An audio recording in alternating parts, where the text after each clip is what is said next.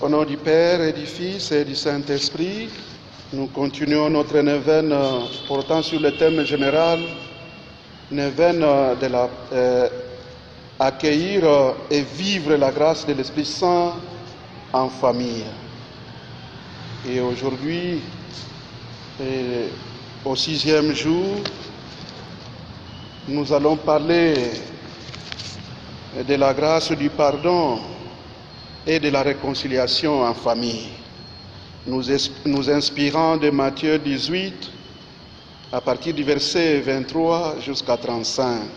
Tel que nous voyons les thèmes du 6e jour, on nous parle de la grâce, et puis cette grâce, c'est la grâce du pardon et la grâce de la réconciliation.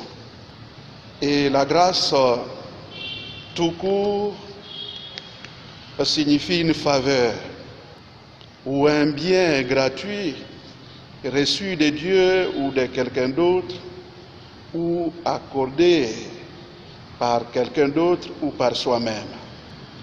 C'est cette faveur-là, cette grâce du pardon et de la réconciliation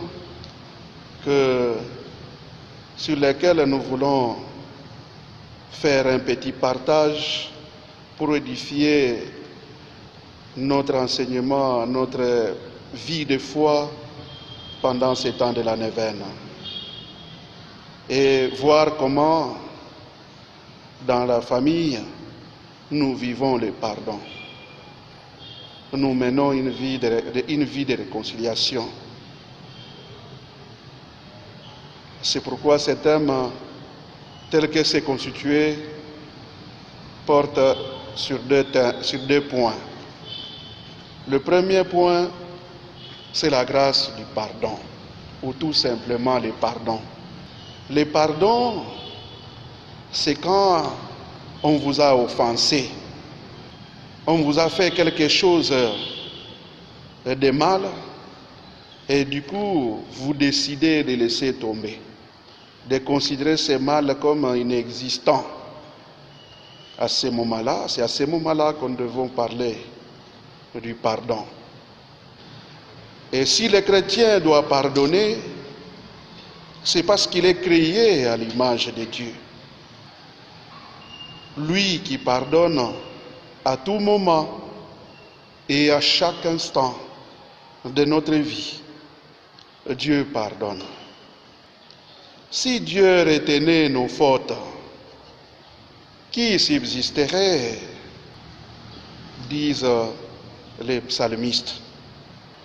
Et en nous référant de Matthieu 18 à partir du verset 23 et Ephésiens 4 à partir du verset 32 jusqu'au chapitre 5, verset 1, il est dit: le pardon accordé est introduit dans une intimité nouvelle avec le Seigneur.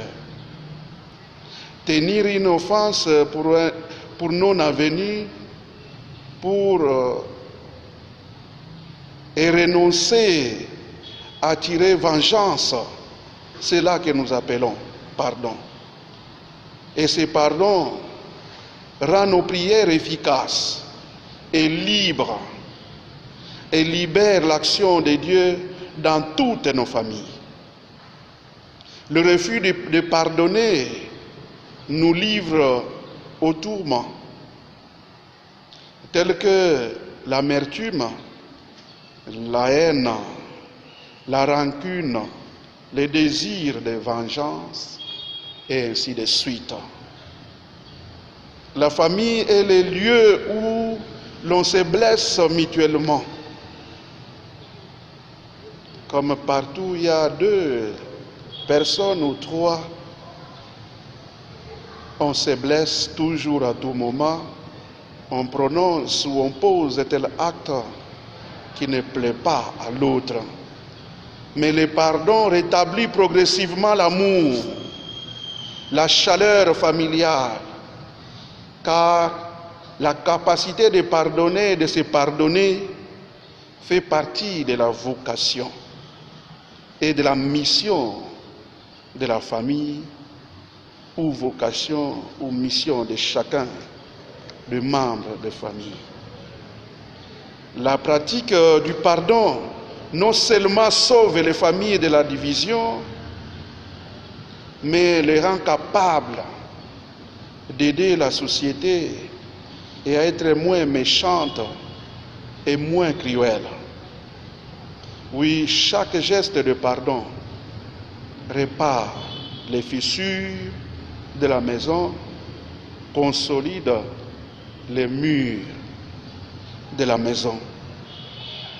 Que le Seigneur nous aide pour que les membres de la famille et toutes nos familles paroissiales puissent se rendre compte que c'est parce que Dieu nous pardonne, lui qui est amour et miséricordieux, c'est alors nous aussi nous devons transmettre le même pardon, comme il est dit dans la prière de notre Père.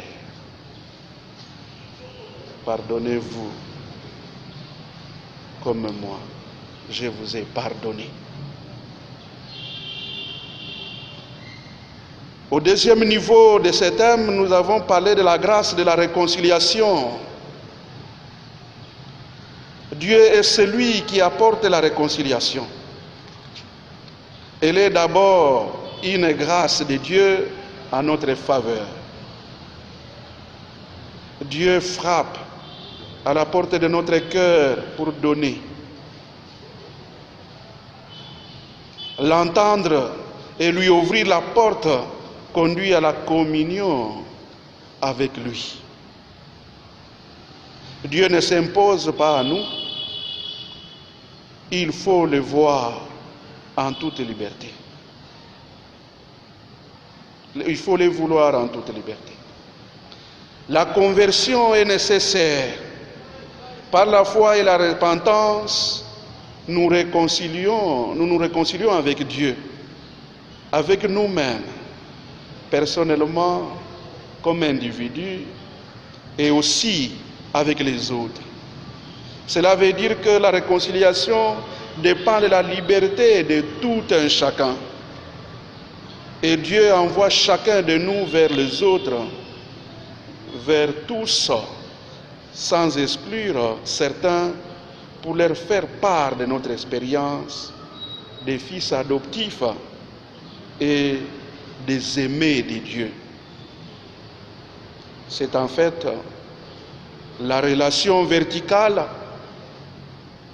et horizontale de notre engagement chrétien. Parce que Dieu nous aime, qu'on appelle la relation verticale, et nous pardonne, nous aussi, nous devons nous aimer en famille et nous pardonner mutuellement. C'est ce que nous appelons la relation horizontale. En conclusion, le pardon et la réconciliation sont des grandes sources de grâce que Dieu a mises à la disposition de nos familles. Si vraiment nous voulons obtenir les faveurs de Dieu, les dons de Dieu que nous attendons, les dons de l'Esprit Saint, et tout ce que même nous n'imaginons pas dans notre vie, nous ne pouvons les obtenir seulement si nos cœurs sont ouverts au pardon. Parce qu'à tout moment on nous blesse, on nous fait du mal, on nous dit n'importe quoi, on nous humilie en famille.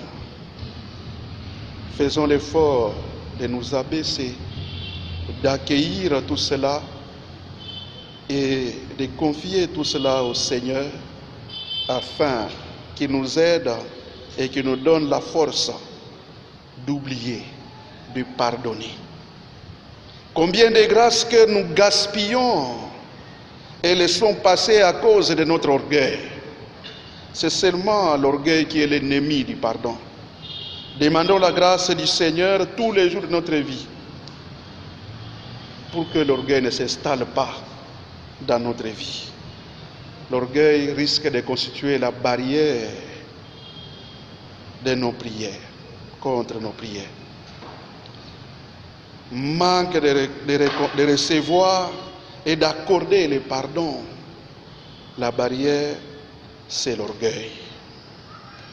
Que le Saint-Esprit vienne à notre secours pour nous élever à la hauteur d'être miséricordieux à l'exemple de notre Père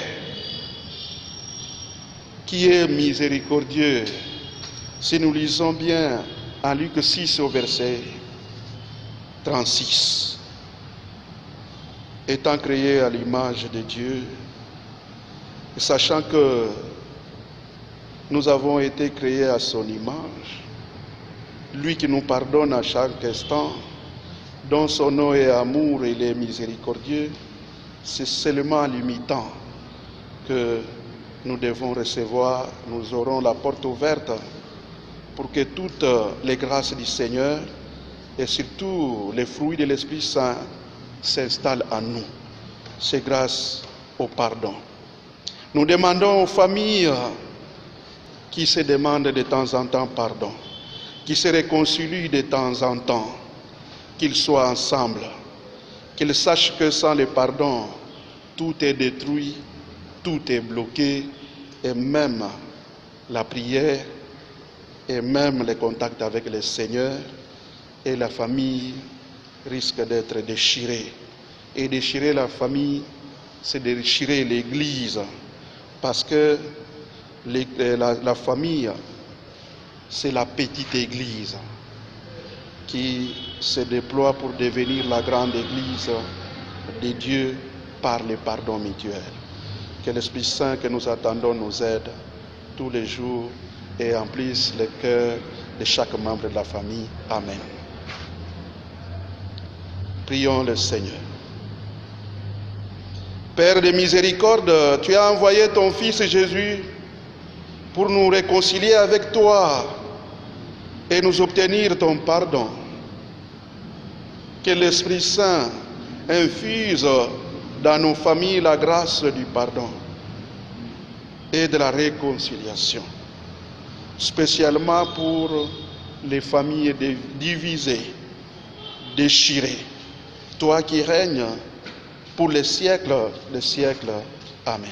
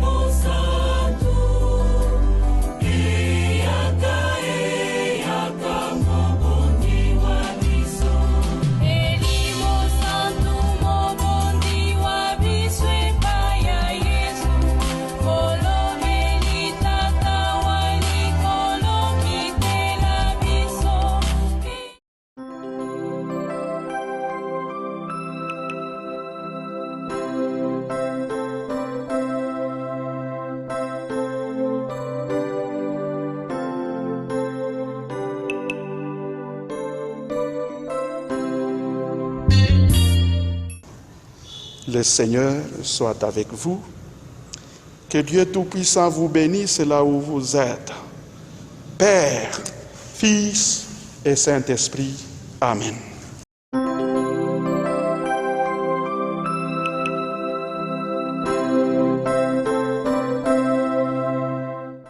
Et